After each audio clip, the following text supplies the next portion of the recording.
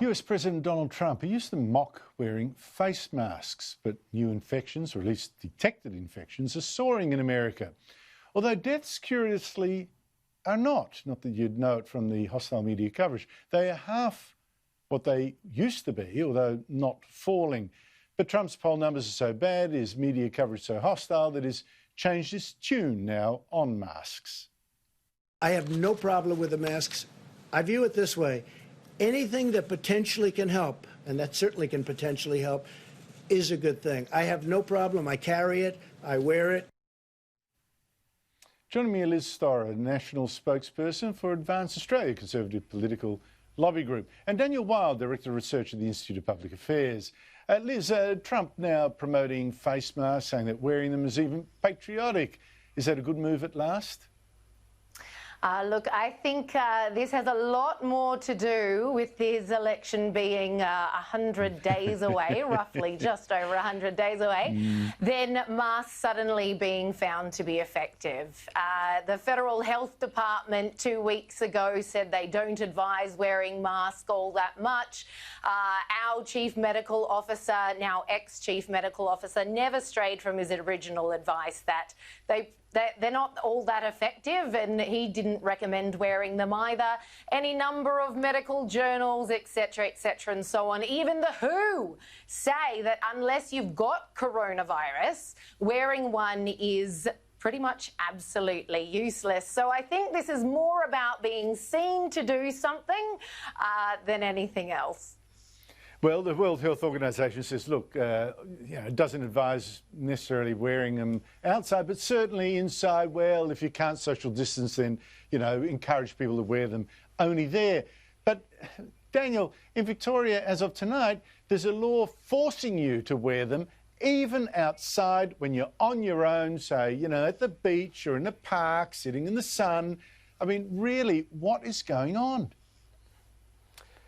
Well, that's right, Andrew. I think masks can play a role in managing the coronavirus. Certainly, I think that's what the best available evidence suggests at this point in time. But I think Liz makes an important point that a lot of the advice has been contradictory and it has changed. And certainly in Victoria and in other parts of Australia, there's been very heavy-handed application of laws. Now, I wonder how many people in Victoria will follow this advice. So I think there's been a significant erosion of trust in the experts, certainly in Daniel Andrews and the Labor government. The straw that broke the camel's back in terms of trust was, of course, the Black Lives Matter protests, where thousands of people were allowed to go to a protest in violation of the social distancing laws, while mainstream Australians patiently stayed at home, followed the rules. Whether they agree with them or not, they follow the rules. And I think a lot of Australians since then have really questioned the efficacy of the advice and the motivations behind some of the advice. And look, I think that's a great shame, because some of these measures are very important, but I do wonder how many people have just said, look, I don't think that what I'm being told is 100% correct, and have decided that they're not going to follow that advice anymore. Liz, tomorrow the Treasurer will reveal exactly what damage this virus, and particularly the bans, of course, this really comes from the bans, have done to the economy. And he said today it will be a shocker. Here he is. Deficit numbers that Australians have never, ever seen before. He said it was eye-watering, Liz. How serious, how worried are you? I think resigned more sums up my feelings with regard to this, Bolt. Look, we've seen this happen over the past few months now. We all know it is going to be frighteningly grim. I've got to say, my eyes have already watered over this far more than I care to admit. I've got to say, I think we're going to look back and realise this is probably the biggest economic overreaction in, I don't know, the history of the entire world, potentially, given that we now know this virus has a 99.98% recovery rate. So to keep up these measures, I just think a lot of mainstream Australians have reached a point where they're wondering what on earth we were doing. In the beginning, when we didn't know as much as we know now, it was all very understandable and no one begrudges that. But now that we know what we know, my goodness, I don't want to see the figures tomorrow, but I'm waiting with bated breath with the rest of the nation.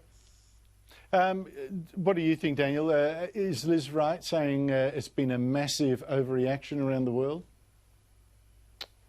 It's hard to avoid that conclusion, unfortunately, Andrew. And it's not just the debt and deficit, it's really the humanitarian tragedy of the mass unemployment that's been unleashed by these lockdown measures. In Australia, we've had about 1 million people that have lost their jobs. We've had small businesses that have been disproportionately smashed by this. A lot of big businesses that are well capitalised can get through it, but small businesses have just been absolutely hammered. And this is not just an economic problem. This is not about debt and deficit. This is about the social and cultural problems that come with mass unemployment, the health implications, the use of drugs, the propensity to commit crime. This could go for generations. Look, for viewers, make sure you tune into Sky News tomorrow from 11 a.m. for live coverage of the government's economic update. We'll bring you all the analysis and reaction, and I'll discuss it on my show, of course, tomorrow night as well. If I could just stick with you for a second, Daniel, as a throw to my next guest, who is the victim of what I want to talk about. Peter Ridd was sacked by James Cook University for saying some of his colleagues were too alarmist about global warming. Here are some of the comments that got him sacked. The basic problem is that we can no longer trust the scientific organisations like the Australian Institute of Marine Science, even things like the ARC Centre of Excellence for Coral Reef Studies. A lot of this stuff is coming out, which the science is coming out not properly checked, tested or replicated. And this is a great shame, because we really need to be able to trust our scientific institutions. And the fact is, I do not think we can anymore. Now, a federal court judge last year said the university acted unlawfully. Academic freedom should exist. He awarded Ridd $1.2 million, but the university appealed. Federal court now says it will hear that appeal because the university's code of conduct limits Ridd's free speech. Now, I thought that was actually the problem. The court says that's actually the excuse. What do you make of this judgment? Well, this can only be described as a devastating blow to mainstream Australians, to freedom of speech, and in particular to freedom of speech on the very important issue of climate change and climate science. And what this shows is, beyond a shadow of a doubt, Andrew, that there is a free speech crisis on university campuses. This is just the tip of the iceberg. What concerns me is how eager James Cook University have been to silence and to censor Professor Peter Ridd. And you have to wonder, why have they been so vigorous in their persecution of Professor Ridd? Is it because of what he's been saying about climate science, of the challenges of replication of scientific papers and methodology? How deep does this censorship go? And the other issue here, Andrew, is who else is going to speak out now? If you're going to get censored and lose your job like Professor Ridd, this is going to have a massive chilling effect right across Australia. Liz, I've got to go, but just quickly before I go, your view on this verdict? Fair, not fair?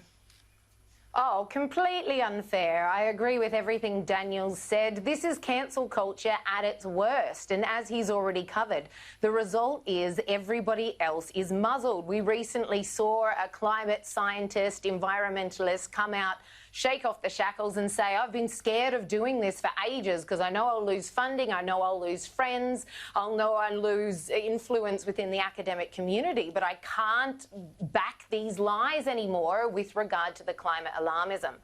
And Ridd's been up against this. I wish him all the best with regards to fighting this appeal. We'll see what happens in this next chapter. Oh, I just think it's so sad. Liz Storer, Daniel Wild, thank you so much indeed for your time. Thanks, Bolt.